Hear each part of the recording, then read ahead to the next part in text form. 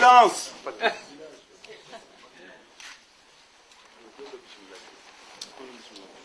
Je n'ai pas à vous présenter Madame Dominique Voynet.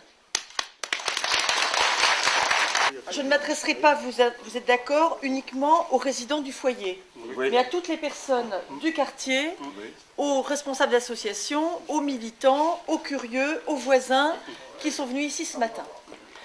Nous sommes à 3 semaines d'une élection présidentielle qui va être suivie d'élections législatives. Nous venons de vivre 5 années d'obsession sécuritaire.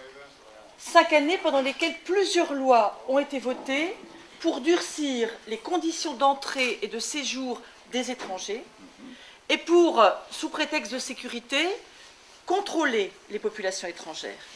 5 années d'amalgame pendant lesquelles, chaque fois qu'on a parlé des étrangers, on insinuait qu'ils constituaient des menaces pour les Français qui voulaient travailler, des menaces pour la sécurité publique, des menaces pour les richesses nationales. 5 années pendant lesquelles on a fait souvent l'amalgame entre étrangers, musulmans, islamistes, terroristes. 5 années pendant lesquelles on a fait l'amalgame aussi entre jeunes, violence, paresse, chômage, dans des quartiers qui ont souvent connu des émeutes en novembre 2005. Alors, il nous semble important, à 3 semaines de l'élection, de dire comment nous voulons vivre ensemble.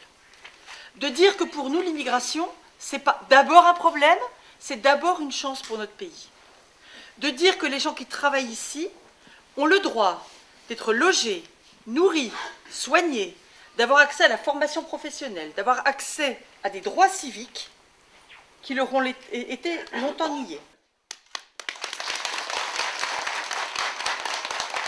Je pense qu'il faut faire confiance à la jeunesse et il faut arrêter de parler des jeunes sans eux, il faut travailler avec eux. Parce qu'il y en a marre aussi des politiques qui sont conçues pour les jeunes sans eux.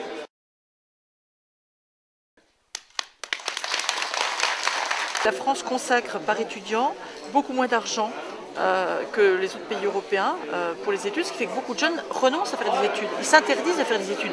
Ou alors ils choisissent des études courtes en se disant je ne peux pas infliger ça à mes parents. Donc il y a des terribles inégalités entre ceux qui peuvent faire des études longues, ceux qui doivent effectivement travailler vite et auxquels on va proposer que des CDD mal payés. Donc moi je pense qu'on doit d'abord changer le regard qu'on a sur la jeunesse. La jeunesse, ce n'est pas un problème, c'est l'avenir.